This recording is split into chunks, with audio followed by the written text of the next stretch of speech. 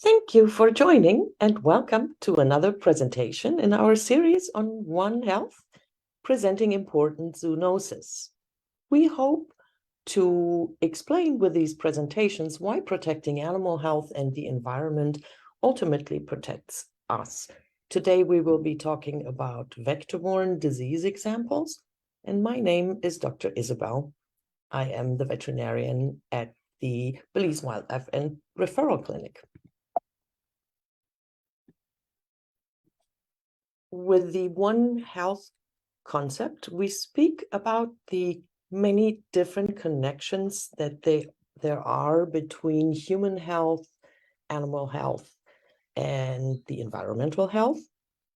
And the approach to One Health speaks to sometimes preventing the disease in the environment or in the animals to protect us. These tick-borne diseases that we are talking about today are certainly an example of that, where we protect our pets and therefore we protect ourselves. So we will be talking about Ehrlichiosis and anaplasmosis. I will introduce briefly what is it, what is the causing agent, how common is this disease, what's the disease like in animals and in humans, how do we get the disease, how do we know we have it, and most importantly, how can we avoid getting this disease, all of us. A few general remarks first on tick fever and the link to the One Health approach here. So vector-borne diseases, first of all, are diseases that are transmitted between different species by vectors. These are not always ticks, but there are different vectors. Today, we will focus, however, on just two diseases that are transmitted by ticks. They are very commonly found in dogs and wildlife. Ticks, that is, so the prevalence of vectors is very high. The disease can be life-threatening for the animal host if it is not treated.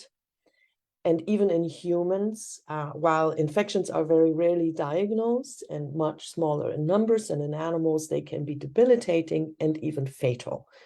Globally, vector-borne diseases are on the rise. And the link to this One Health concept or the One Health approach here is that we can much more easily eliminate the disease vector, aka the ticks, in the environment and treat the animal host to prevent this disease risk for both animals as well as us as a host. So what are we talking about? The causing agent is a bacterium by the name of Ehrlichia and Anaplasma. So we're actually talking about two diseases today that are not identical, but have a lot of similarities in that they both will affect many organ systems, but crucially also different blood cells. The names for the disease in animals, we often refer to it as just tick fever, but specifically it's Ehrlichiosis and anaplasmosis, and in humans, the disease names are human monocytic ehrlichiosis or granulocytic anaplasmosis. There have been some changes to the names. For simplicity, we will just talk about ehrlichiosis and anaplasmosis, two bacteria with different species and different strains as well. So how common is this disease? It is spread worldwide. Here in Belize, we tested dogs at the BWRC, and we found between 40 and 50% of them positive for Ehrlichia and 7 to 8% positive for Anaplasma. Looking at the prevalence in humans, this disease was first reported in the 1980s, and it wasn't officially tracked until 2008. What you can see here with these numbers from the CDC in the US is, though, a strong increase from 2000, where 200 cases of ehrlichiosis and about 350 cases of anaplasmosis were reported in humans. And then 20, aka 19 years later, there was a 10-fold increase in human cases in Ehrlichiosis, and in human anaplasmosis, 5,655 cases were reported to the CDC in 2019. So this disease is underdiagnosed because it is hard to find and rarely suspected, but it is clearly on the rise. Here is just another statistic from just Maine that was, but again, you can see one case reported in 2003, and in 2013, there were 92. What does this disease look like in animals? It's called often tick fever. It can show no signs. It can show mild signs, and it can be very severe to deadly. It takes several days to weeks to sometimes months from the actual bite to life-threatening symptoms after months, that is. Often at first, fever and lack of appetite is the only thing that appears briefly, and the symptoms are very varied. So it goes from lameness or ataxia to digestive symptoms with vomiting. And ultimately, what often brings them to the veterinarian then is profuse, unstoppable bleeding, which will easily, quickly lead to death. So here is an example here of a dog with nosebleeds, which is often the first thing that brings them into the vet. This disease affects all breeds, but German Shepherds are particularly sensitive. Here is another image here showing you the diversity of the symptoms, again, making it hard to diagnose on site, but we know it is very, very common here in our local populations. So we suspect it quite often in animals. How do we get this disease? All of us, animals or humans, we get it from tick bites. The tick has to be infected with a bacterium, so it has to have Ehrlichia or Anaplasma, which it got from a blood meal. Ticks have several blood meals throughout their life cycle that can take up to 2 or 3 years, and they eat on a host that has this bacterium, and the next host they eat on, they transmit it to. It's important to note that it takes 12 to 24 hours for the tick to transmit the bacterium. So if ticks are removed immediately, that can prevent transmission. In humans, the disease is very unspecific in its signs. Often at first, it's lethargy, lack of appetite, and just general unwellness. One can have joint pains, especially in anaplasma, but also diarrhea and or neurologic signs are observed. Bleeding disorders are also reported in human infection. And this disease, as said earlier, can be debilitating. The fatality rate in ehrlichiosis for humans is up to 1%. In anaplasmosis, it is a little lower, but treatment is possible for this disease. It just needs to be suspected in order to be detected and tested for. So that brings me to the importance of your awareness of this disease being present, hence the reason for our little round of presentations here. How do we know we have it? In animals, as said earlier already, we suspect it quite commonly because we know it is very prevalent. There is a blood test and we have rapid tests. So within 10 to 15 minutes, we can be reasonably sure whether we have it or not. In humans, however, it is much more difficult, and blood tests, again, are required. Yet, if they are not requested, then it will go undiagnosed, and these tests reportedly also can take up to weeks to come back with results. So the diagnosis in humans is not as easy and straightforward as it is in animals. Now we come to the most important part. How do we avoid this disease? In animals, and always prevention is best. And in this case, animals, to prevent tick infestation on our animals with preventatives is probably the one most important thing that you can do. If you do find engorged ticks already, you may have to treat the environment as well, so your yard. The general recommendation is to check your dogs every day and to remove all ticks thoroughly.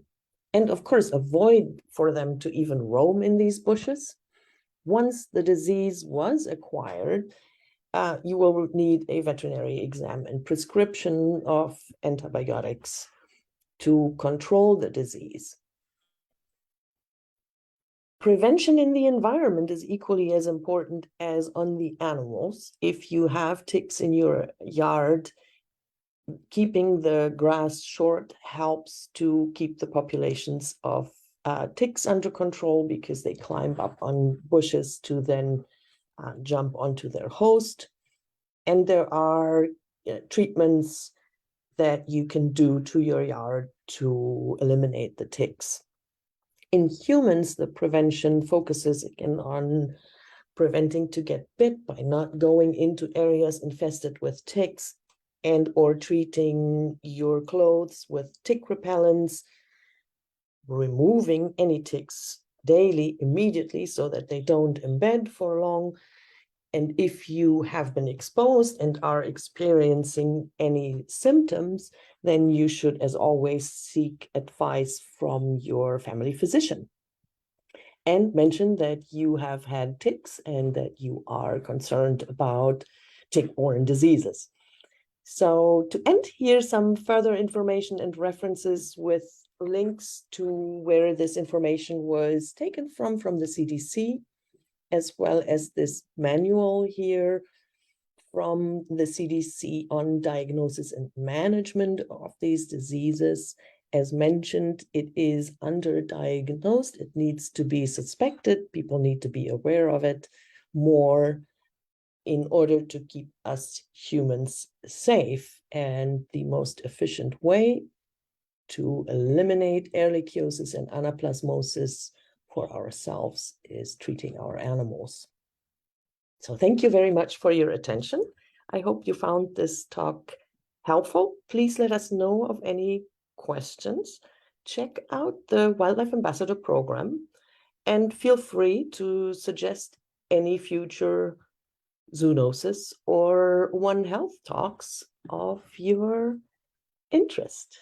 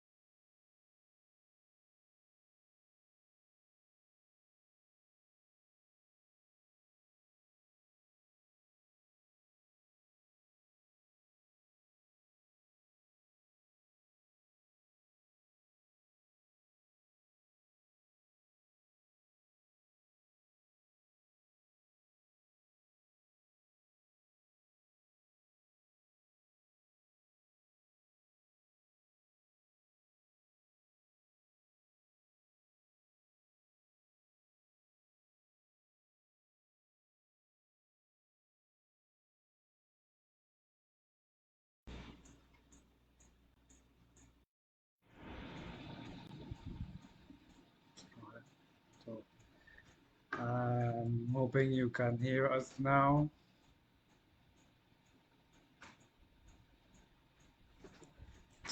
Right.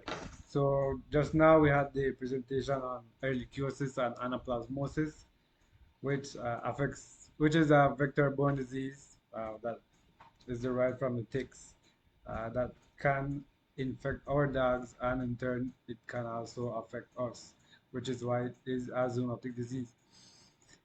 So Now that we've had that first presentation, we could go into the first quiz question for today. Answering these quiz questions correctly, you can win a small photo print of past um, patients that we have had here in the clinic. Right, so Yanira will do the quiz questions. Okay, so question number one.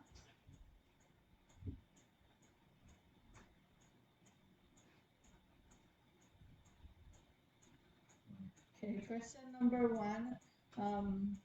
That is in regards to the presentation you just saw, and that question states which vector carries the bacterium that causes Ehrlichiosis and plasmosis. We have A, mosquito, B, sandfly, C, ticks, D, fleas, or E, snails. So you could choose the one that applies and you could place your answer in the comments. And the first person to get it correct would be able to win one of the prizes that you were just shown. So we'll leave the question just up for just a bit so you could have a look at it.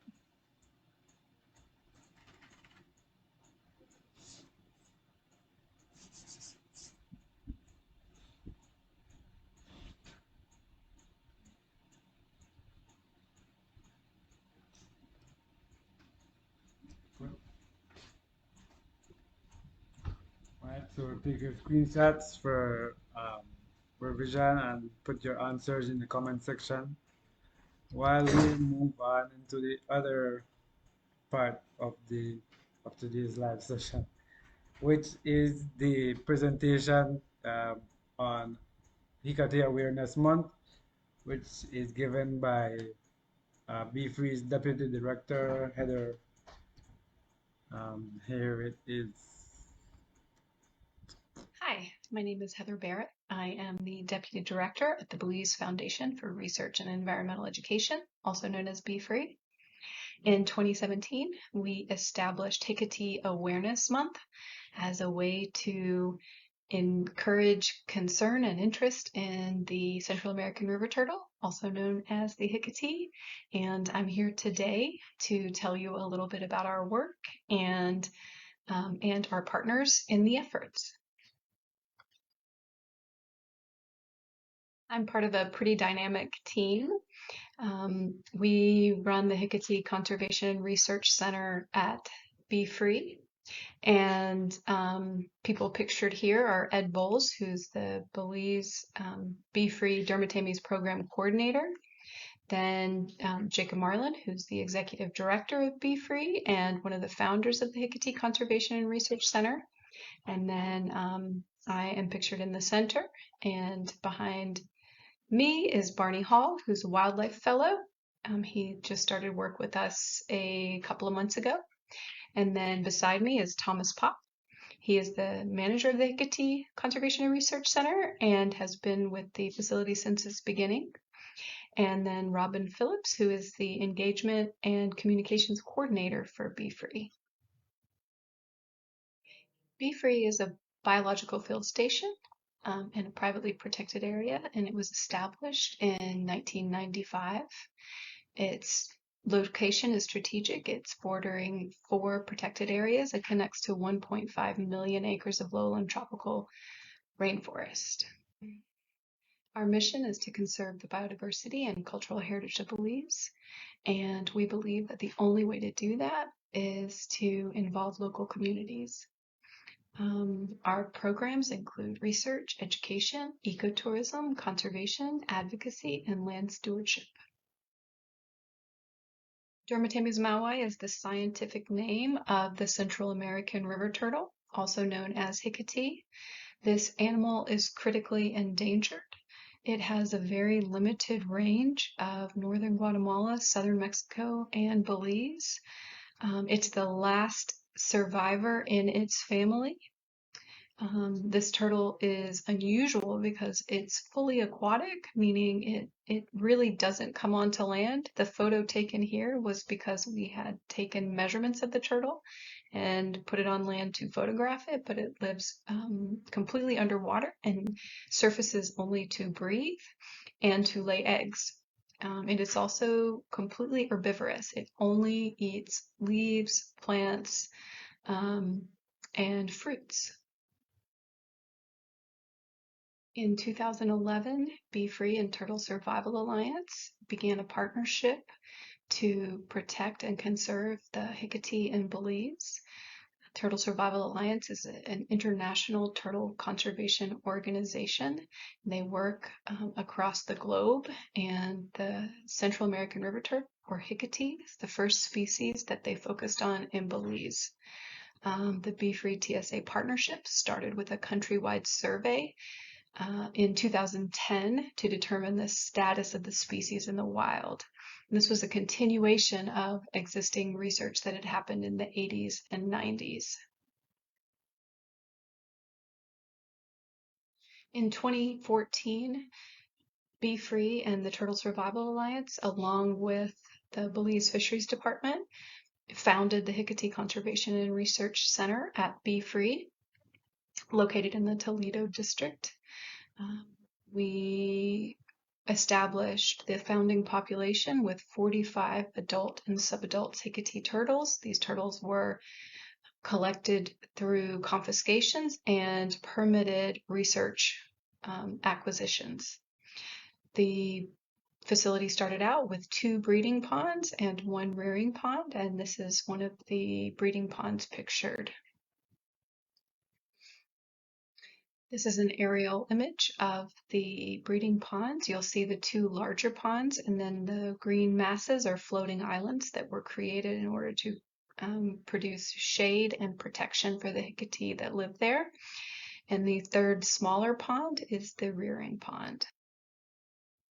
Since the founding of the Hicatee Conservation and Research Center in 2014, our breeding turtles have produced over 800 hatchlings in captivity. In 2017, Be Free and Turtle Survival Alliance worked together to establish Hicatee Awareness Month. And the goal of the campaign was to promote concern and interest in this little-known species. 6 years later, we are celebrating Hicatee Awareness Month 2022, and we are continually amazed with the interest and the enthusiasm that we get from the classrooms and communities and our other collaborators. Every single year we create classroom resources, and we circulate those to teachers across the country. We also make information available online through our website and through Facebook, and as do our partners. And we have seen great success and great interest.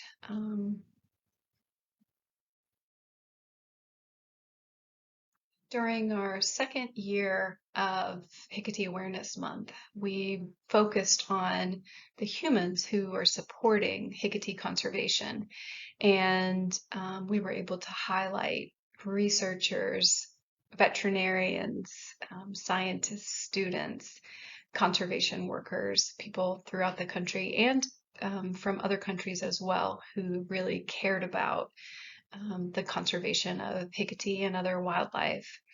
And we established the Hicatee hero identity, and in following years that Hicatee hero wore a cape, and by 2020 we had a new Mr. Hicatee logo.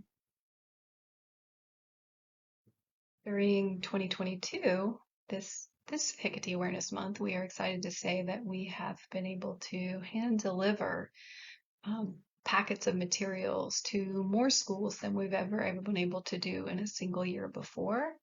So 50 schools received packets of materials focusing on the importance of Hicatee and Hicatee conservation. Those same materials were sent by email to all of the principals that we had email addresses for in Belize. We also circulate those materials via social media and make them available on our website. And an exciting new addition this year has been that we installed 2 billboards along the Western Highway promoting Hicatee conservation, and we hope you enjoy seeing them as you pass by this year.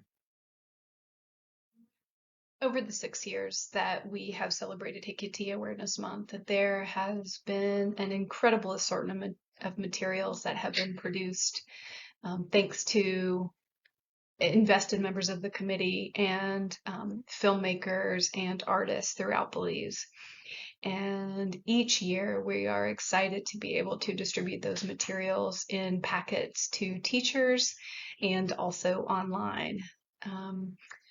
After 6 years, we have everything from posters to stickers to fact sheets and take action sheets and quizzes, games, and more.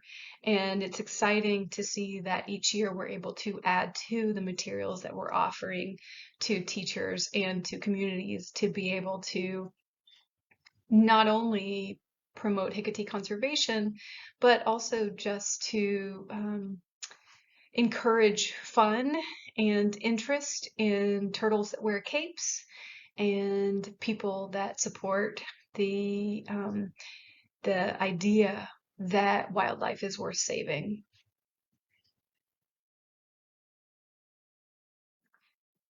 I'd like to say a special thank you to all of our partners and supporters, especially Dr. Isabel and the staff of the Belize Wildlife and Referral Clinic. Your work to support the conservation of the Hicatee and other endangered species in Belize is tremendous, and we are ever so happy to be your partner. If you'd like more information about BFRE's work to save the Hicatee and our other conservation projects, please visit us on our website. We are also on Facebook at BFRE Belize and on Instagram at BFREBZ. Thanks so much. Have a great day. So Be Free Belize is Belize's only captive breeding facility for Hicatee or Central American river turtle. And they are located in the Toledo district, amongst the greenery down in that part of the country. So if you would like to find out more information, you could visit their website or visit their Facebook page, which is, I believe, Be Free BZ, right? So now we could head on into the quiz questions, and we have one answer there from Gregorio Daniel.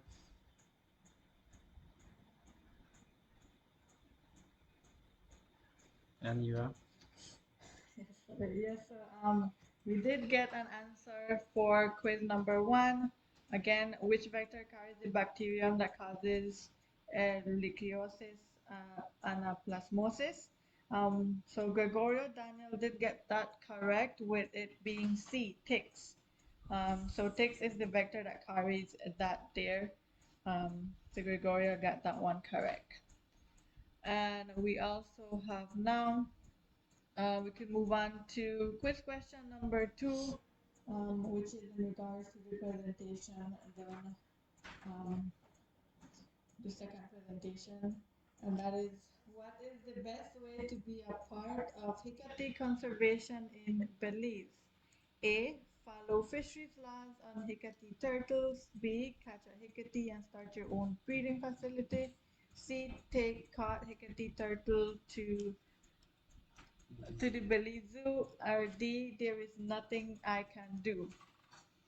So you could choose the correct one. You can take a screenshot if you need to be able to go back to the question, and you could place your answer in the comment section.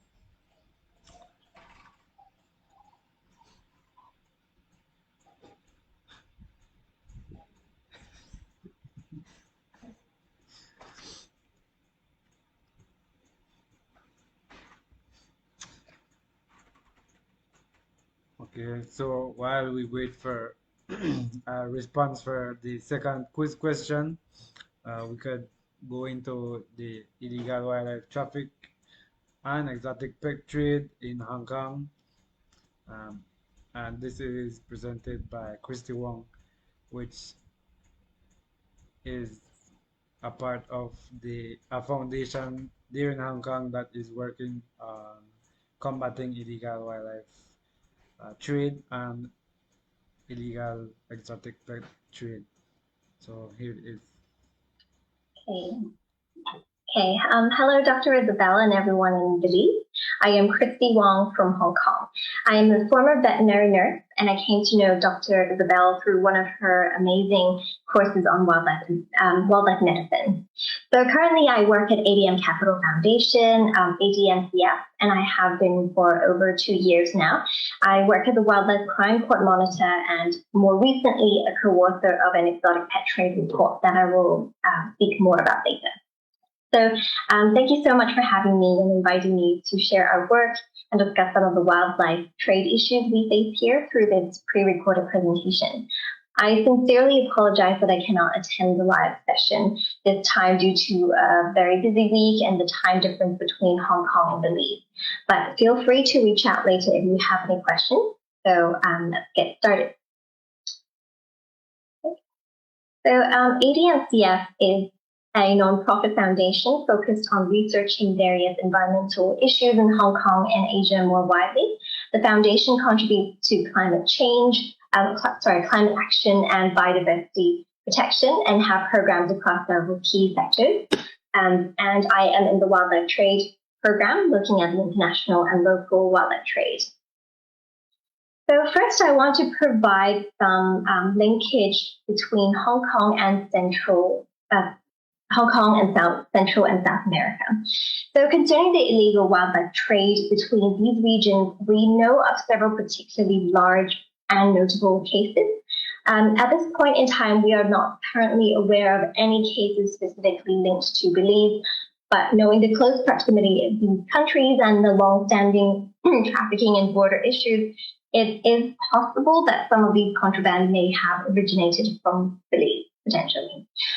We know of approximately 370 metric tons of wildlife that have been seized in Hong Kong originating from Central and South America, and that's just in the past 8 years. By volume, the majority have been with species, unsurprisingly. However, there have also been very large and significant seizures of shark fins, and in fact, the largest seizures of shark fin in Hong Kong's history originated from the region. In the next few slides, I will also share a few examples of notable cases, and these images and information come from the Hong Kong Customs and Excise Department.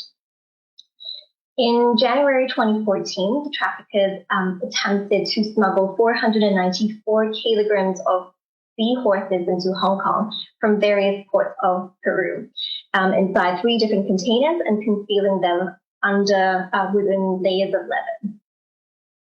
In this November 2018, Customs seized 83 tons of Guatemala and rosewood from 3 containers entering the city from Panama. In April and May of 2020, Hong Kong Customs seized a total of 26 tons of silky and fresher shark fins arriving in containers from Ecuador. Authorities estimated that the fins represented the killing and finning of as many as 38,500 sharks. And this case remains Hong Kong's largest known seizure of shark fins. So with these images and information of just a few cases, you can see there have been multiple high-volume seizures, particularly made of Hong Kong's container terminal. However, we understand that very few of these high-volume, often high-value seizures result in prosecution, let alone conviction. The only case in recent years relating to a seizure of containerized goods where we know the details of prosecution relates to 29 tons of Honduran rosewood in this picture. And in this case, only one person actually faced prosecution. She was a part-time worker and self-described housewife who allowed her particulars to be used on the import paperwork. She was sentenced to 3 months imprisonment And whilst culpable of in the crime, she was hardly the mastermind. This case highlights the challenges and bringing to justice the organized criminal organizations facilitating this type of activity, and without prosecution to deter such activity, they will definitely continue. As mentioned at the beginning, I am a wildlife program court monitor for the courtroom monitoring program. This program started in 2014, and now over 146 court cases have been observed by myself and colleagues before me. My main task is to track wildlife crime cases from seizure to sentencing by attending relevant court cases and sitting all hearings from start to conviction and sentencing. It involves writing notes of these hearings and sending these to my colleagues for data collection and analysis, and sharing these notes with local and overseas academics and NGOs who work against wildlife crime. So this program provides many insights into charging and convictions and sentencing of these cases. For example, although the cases often involve trafficking or possession of live animals under poor conditions, such as in this photo of endangered species, live tortoises heaped up and transported in boxes. CAT 169, which is the Prevention of Cruelty to Animals Ordinance, were rarely charged in the past, which is a concern and we need to monitor for. I'm sorry. And in addition, we also learn more about the modus operandi of criminals, how they operate, how organized they were, how they were recruited, what transport they used, how the illegal items were concealed, etc. And for example, we found out that through this program, many of the defendants who were caught trafficking wildlife were actually low-level carriers or mules. So they were not usually the masterminds of the cases. They are often not well educated, they're poor, they're the breadwinners of the family, they're just trying to earn enough money for their family, but sadly they are often targeted by criminals to carry out these high-risk smuggling activities. And this courtroom monitoring program has also informed the development of multiple reports and policy papers and helped push for law amendments. And just a note, you can actually go to our website, admcf.org, to download these reports to read. Last year on August 18, 2021, we have some excellent news. Hong Kong's lawmakers decisively voted in favor of amendment bill to add wildlife crime offences to Hong Kong's Organised and Serious Crimes Ordinance, which we call the OSCO. This move was the result of many years of hard work from colleagues at AGMCF and many other NGOs, academics, and concerned individuals who kept pushing for a change in this area. And the amendment is a significant move because in the fight of wildlife crime, not just for Hong Kong, but also regionally and globally. It means that instead of the historic focus on the low-level mules caught red-handed carrying wildlife contraband, the government has provided its enforcement agencies and authorities to access enhanced powers to investigate, to prosecute, confiscate proceeds, and sentence the organized syndicates and masterminds behind the crime. So far, since the amendment, we have not seen any cases charged under OSCO yet. So again, we'll need to continue to monitor and push for this to happen. It may be that it may take some time for the relevant authorities to get proper training in order for them to be able to investigate these cases properly. So, as I mentioned, our focus recently included the exotic pet trade. The report that I co-authored with my colleagues was titled Wild Threatened Farms, Hong Kong's Invisible Pets. This report took 2 years in the making because it was like a Pandora's box. The more we learn about it, the more issues there were. Research took a long time also because we needed to request information and data from the government, from other experts as well. This is a This is the first ever report that documents the scale and nature of the exotic pet trade in Hong Kong and highlights the complex needs of exotics in the trade at every point along the supply chain, and provides evidence suggesting that the current fragmented and outdated regulatory regime is insufficient to ensure animal health, welfare, and environmental and public health safety. Suggestions to reform policy regarding the aspects of this trade were also provided. So just a quick note on what exotic animal or pet is. Definitions vary a lot, but for the purposes of this report, the trade in exotic pets includes small mammals such as rabbits, rodents, ferrets, hedgehogs. It includes birds, reptiles, amphibians, and arthropods. Aquarius species were not included just because we didn't have enough data and capacity to do the research, and domestic cats and dogs were obviously also included. So why Hong Kong? Why is Hong Kong relevant? Why does our city matter? From previous research on the illegal wildlife trade, we have seen how vital our city is in specific trade of critically endangered wildlife. And we have noted that thousands of live animals have been seized in recent years. And Hong Kong has an outsized ecological footprint, definitely.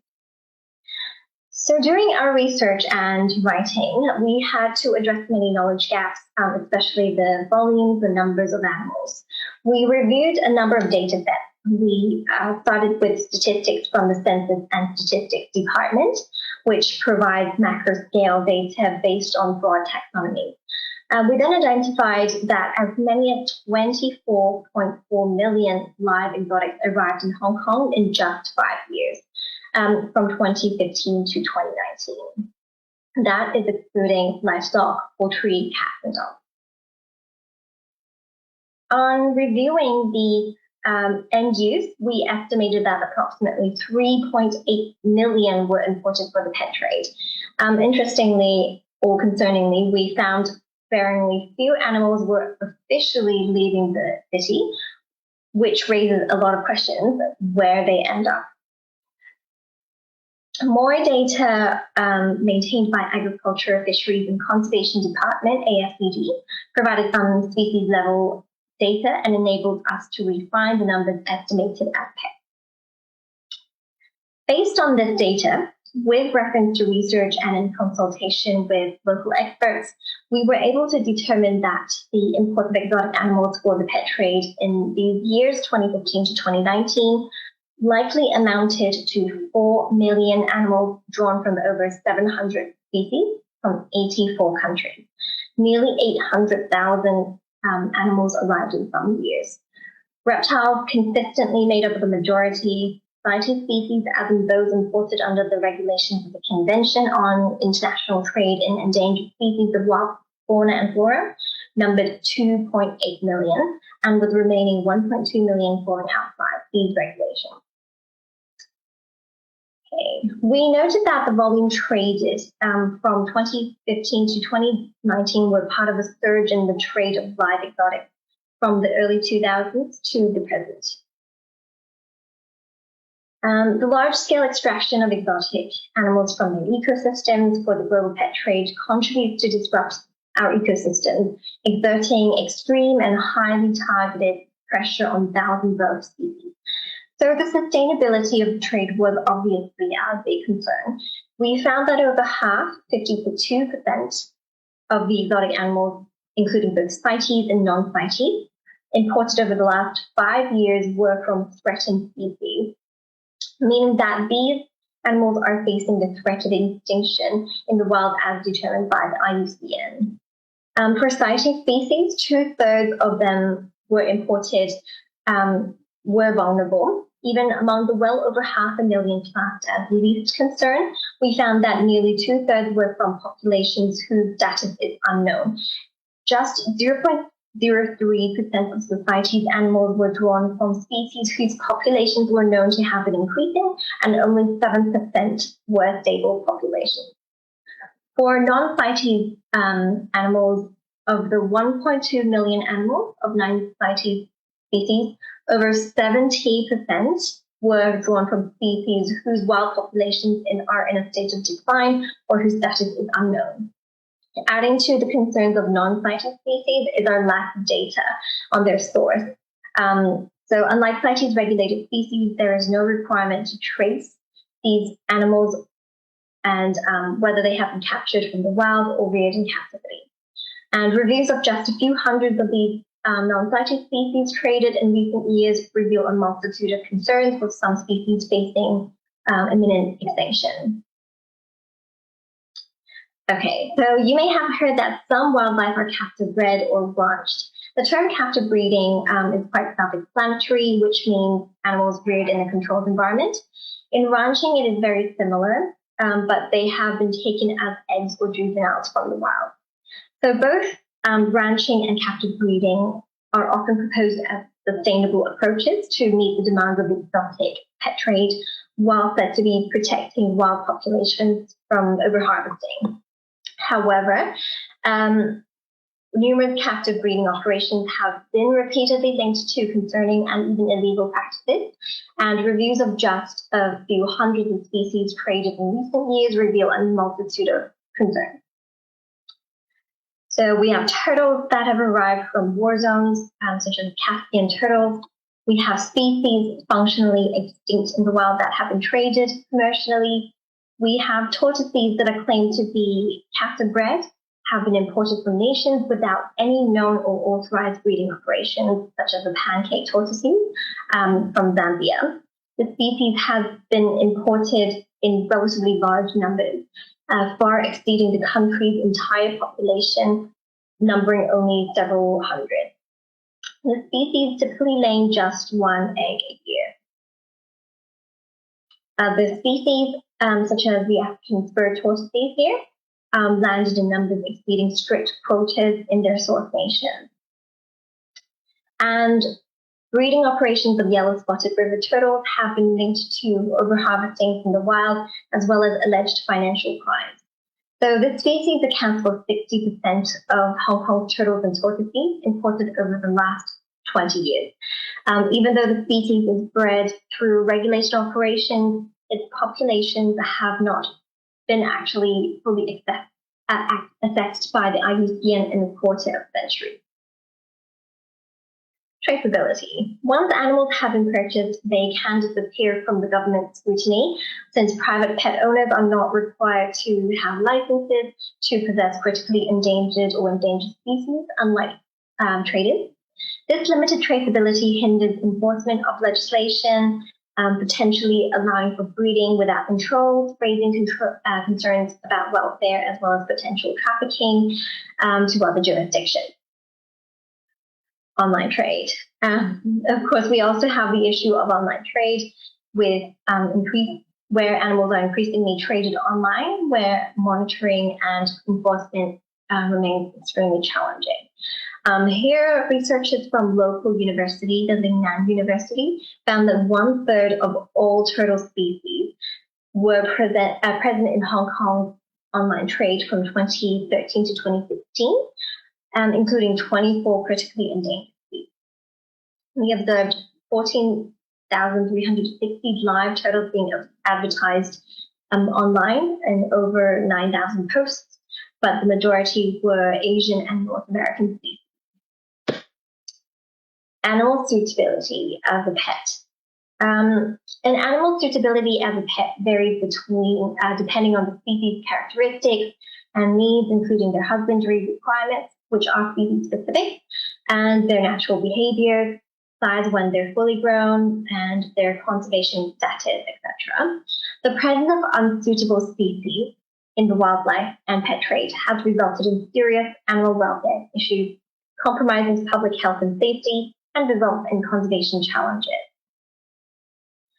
So this is a table taken from our exotic pet trade report to show examples of species that are large reptiles with long lifespans common in the pet trade. As you can see, they are imported into Hong Kong in high volumes despite their large size, specialized needs, and some of these they're powerful bites, like the snapping turtles and potentially the green iguana as well.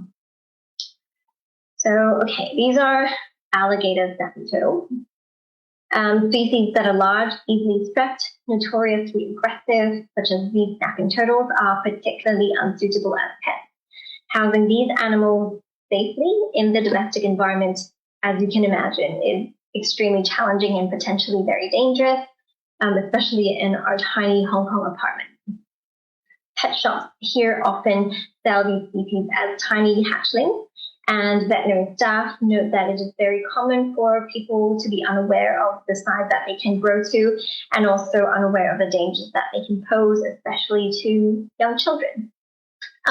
Trafficking, on the top right-hand corner. In the past, there were several cases of high-volume seizures of snapping turtles. As you can see here, the top right, baby snapping turtles jam-packed into takeaway boxes and trafficked into Hong Kong. The seized turtles were sent to Hicatee Farm and Botanic Garden, KFBG, which is Hong Kong's only wildlife rescue and rehab center, for temporary holding on behalf of the authorities. Sometimes these animals will be rehabilitated and then repatriated back to their home country of origin, or sent to other sanctuaries or conservation centers overseas if they have space. But for this case, however, many died, and in the end, the turtles had to be euthanized on humane grounds, which is often the case for many trafficked animals, because there's just always too many of them. There's not enough resources. There's not enough centers to take care of them. There's not enough people to adopt them. So it is always best if we can protect them as best we can in their source country. The bottom right is just a screenshot from the news article.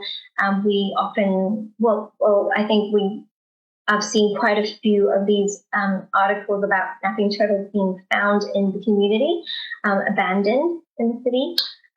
They are quite commonly found, not quite, but sometimes found in waterways in country parks or ponds in local community gardens. As you can imagine, they pose a danger to our native wildlife and the public. Here is a photo of a common snapping turtle that was presented dead on arrival to my clinic before, when I was working as a vet nurse. We did not find the cause of the death because the owner didn't want to perform an autopsy.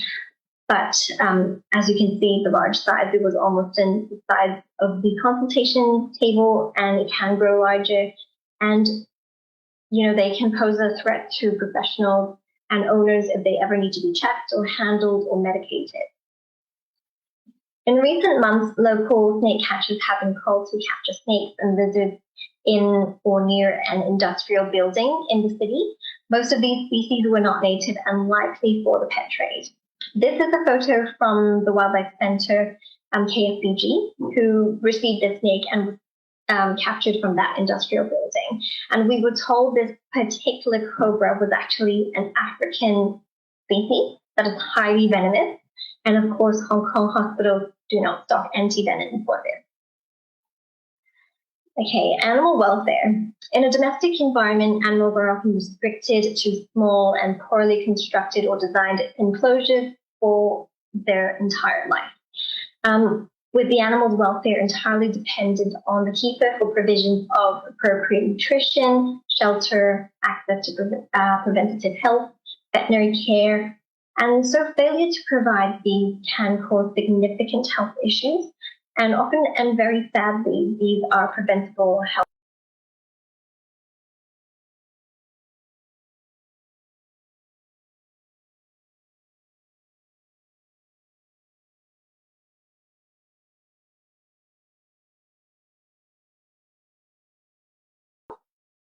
Sorry, but you can see how it's pacing and stereotyping in the cage, right? Okay.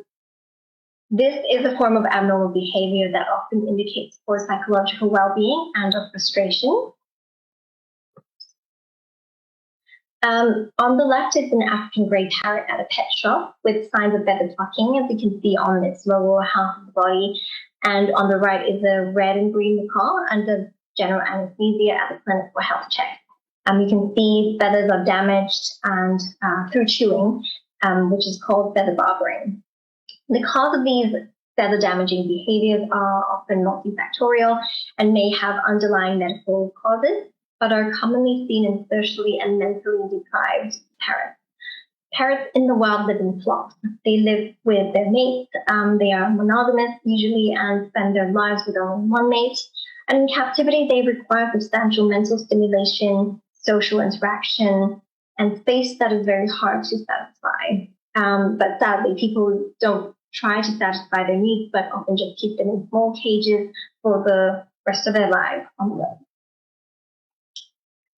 The prevalence and diversity of both epizootic and zoonotic pathogens in the exotic pet trade have not been well studied, but it is needed to inform the development and enforcement of robust and comprehensive regulations and policy to control, manage, and prevent potential disease outbreaks.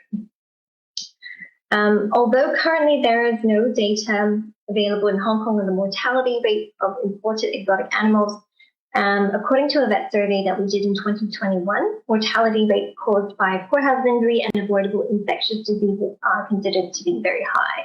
And this is not surprising given the generally poor environmental state and hygiene conditions found in the local trade, as well as during transport.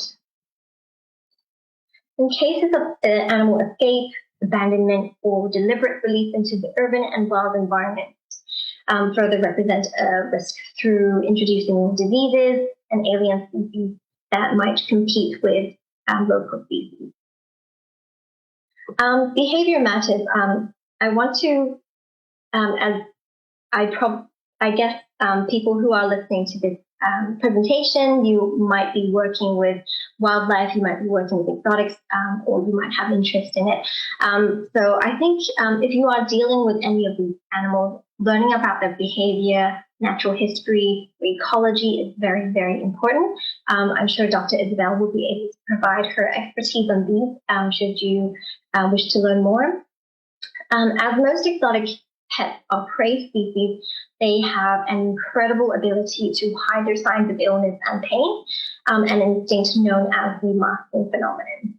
In the wild, this helps them hide their weakened state from potential predators, but that also means that exotic pets are often not taken to the vet until they become so critically ill that they can no longer conceal their condition. And when this happens, there is a very small window of opportunity for medical care, and this is easily met. In the 4 photos on the left, these birds are very dull, and when they should be normally bright and alert. And as you can see, they're no longer hiding their signs or pain of illness or pain. They're exhibiting rumpled feathers. They're straining to breathe. Their tail and head is bobbing, and they could be or very likely on the verge of dying. On the right is a cockatiel that was presented to the vet but died shortly after. The owner reported that the bird had been brought from the local bird market just recently, and it was eating very well. It was very bright until very recently. And a sample was taken before it died and was diagnosed to be positive for avian chlamydiosis or psittacosis, which is a zoonotic infection. The feather on the dead bird was parted to show the lack of breast muscle and fat along the keel bone. It is in very poor condition, severely emaciated. And this image illustrates that birds are excellent at hiding their signs of illness, and subtle signs of disease can be easily overlooked, and emaciation can disguise under their feathers. So preventative healthcare is very, very important to the long-term health of any individual animal in trade, and proper care must begin before animals are being purchased or imported. A couple more examples to show why understanding their behavior is very important. For example, this reptile, a bearded dragon, spends considerable time pacing against the glass of its enclosure, but pet owners might think, oh, it's active, it's happy, it's asking to be petted. But this behavior, called the interaction with transparent boundary, could be related to exploratory activity, but it could also be a maladaptive or abnormal behavior or stereotypy related to environmental and captivity stress. So this situation necessitates our prompt evaluation, and then improvements in the environment and enclosure design and husbandry, because excessive behavior like this can create friction lesions around its face, and if the environment is not hygienic, wound is a potential entry site for pathogens. And then some reptiles, such as the snakes, are often observed to be in hiding in their enclosure. So this observation has led to widespread belief that snakes do not need space to thrive. This belief resulted in the justification for our use, humans using bracking systems and generally small enclosures, many of which are so small that they cannot even extend its body full. Behavioral research has shown that the snakes prefer opportunities to move around and fully strengthen their bodies to alleviate discomfort, satisfy basic thermoregulatory needs, for exercise, and to avoid stress and disease. Pet owners and traders who invest in proper care and seek veterinary consultation for their exotic pets tend to be relatively few in numbers, and many who do seek appropriate care, they decline diagnostic or treatment because of cost constraints. And some owners prefer to take sick animals back to the shop for replacement or surrender them to the vet clinic or to shelters, or some might release them to the wild, which is of course not recommended. The situation has turned to what is known as the trash pet, wherein the cost of adequate care and veterinary treatment far exceeds the cost of purchase and the ability or willingness to pay, and the animals are often considered as disposable. So as you can see, there are many concerns around the sustainability and sourcing of exotic pets for the international pet trade. In Hong Kong, we have been a leading demand center. Relevant regulations have not kept pace with the growth or changing dynamics of Hong Kong's exotic pet trade, and we have a few recommendations which are discussed in more detail in our report. We have actually a few pages of recommendations, but here I will just highlight a few that may be of interest to those who are listening, perhaps maybe potentially apply to your country, as many of these issues are similar and other countries are also considering these. So positive list. We want the government to assess the sustainability, disease risk, suitability, potential invasion risk, etc. of these species before allowing importation and incorporate it into a pre-screened and approved species list that are permitted to be traded, a so-called positive list. We want incentives for traders, that is the government to provide some incentives to animal traders and breeders where husbandry and other conditions provided to trade animals are higher than minimum standards.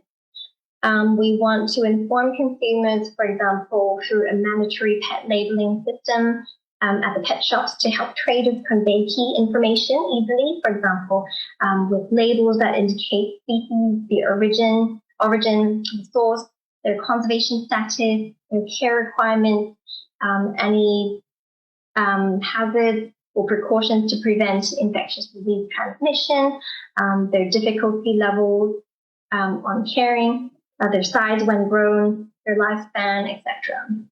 So this kind of labeling system we hope can help traders provide some key information, and while increasing the potential owners' knowledge of the animal, its welfare and its husbandry needs, as well as associated precautions. And this may serve to reduce the impulse buying of animals and also serves as consumer protection. We also want to reform the possession license system in Hong Kong. We have a possession license system, but it's for possessing CITES Appendix 1 captive bred animals and Appendix 2 CITES listed animal of wild origin for commercial purposes. Although this possession license system is needed, it is currently unfit for purpose and needs to be reviewed and improved. We also want tamper-proof mechanisms for identifying individual animals that so that we can tie it to specific possession licenses. Most importantly, we want to adopt or enhance One Health approach.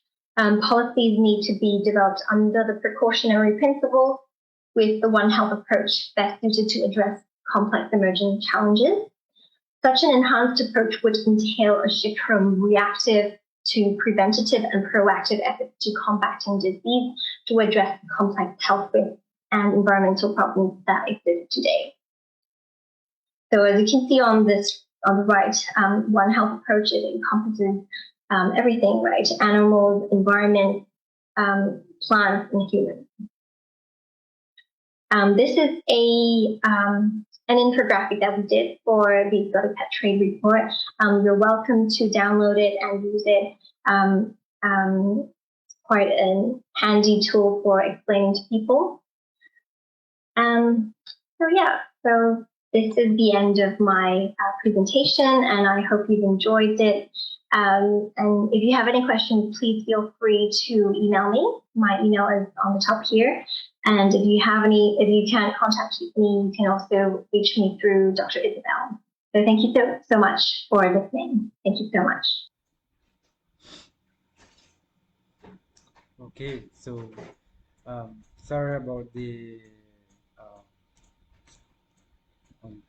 distraction or the delay. We lost Wi-Fi connection for a bit, but we're back now. And just now we were doing the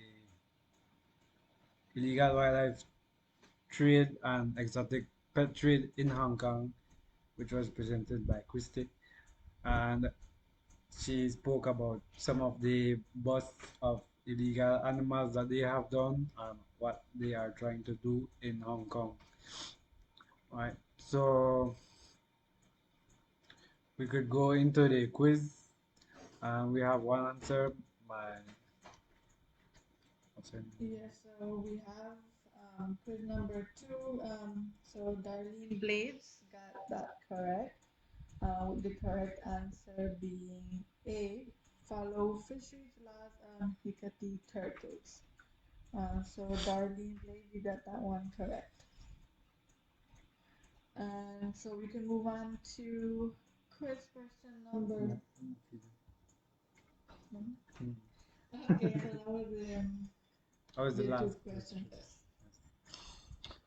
So yes, if you are not familiar with the fisheries laws concerning Hicatee conservation, you could visit BWRC's website where you can find that, or you could also look for the fisheries legislation, right? So the winners for today's quiz questions, you can pick up your uh, image cards at the clinic anytime between 8 and 5 p.m. during the week, so Monday to Friday. Before we call it a day, we will be going over some of the silent action items that we have been donated with so far, and Yanira will be going over those.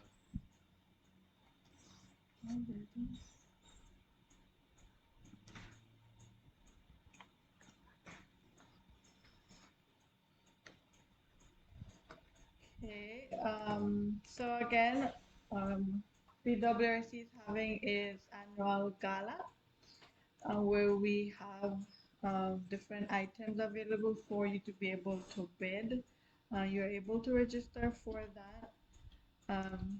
So some of the items we have. Yes, sorry. So that is for November 26th. That will be at the Standing Natural Resort Hotel. That will be from 6 to 10:30 p.m. The tickets for the gala are at $75 per person. You can contact us if you do want more information and you want to register for that gala to be able to bid on some of these items. So we have a gift certificate from Sun Creek Lodge, and that is for a one-night stay for 2 with breakfast included. And we also have a little gift set here from Travelers Liquors, which also includes a vintage rum. It's also available for bidding. We then have a 2-night stay for 2 persons at a luxurious rainforest cottage, and this is from Cha Creek. And we also have a spa day for 1 person, which also includes a gourmet lunch and wine. And this is also from Cha Creek.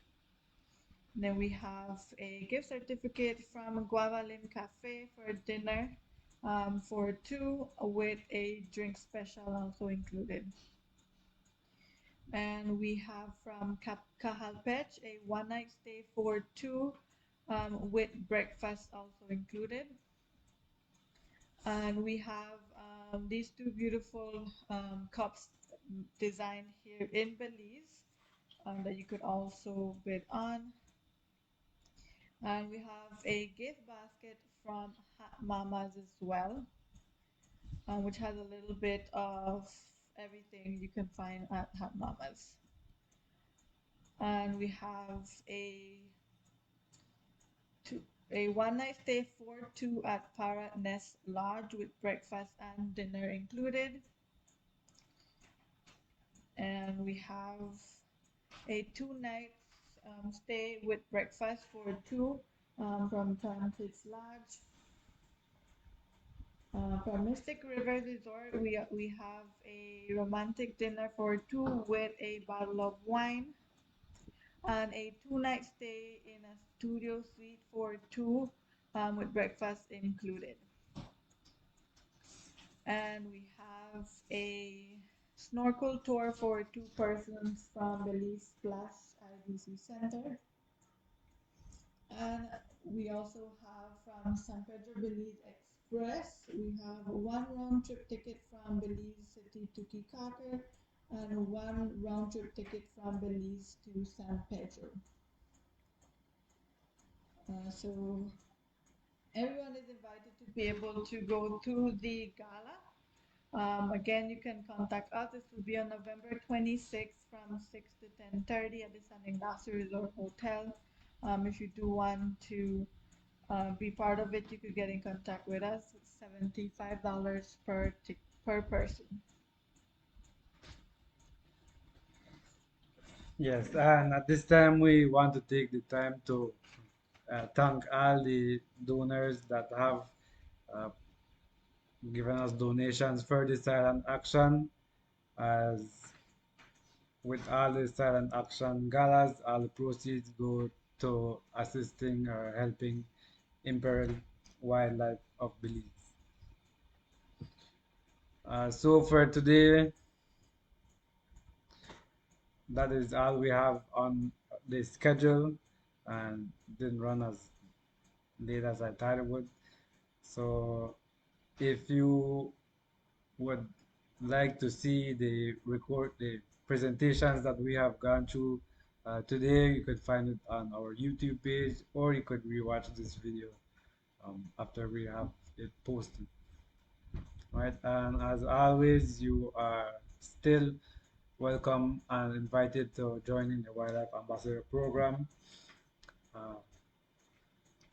We have sessions that you could do on your own timing, and we hope to eventually, we hope to have enough people to be able to do the in-person sessions pretty soon. So register for the program, and then we will let you know when the in-person sessions will be happening. That's it.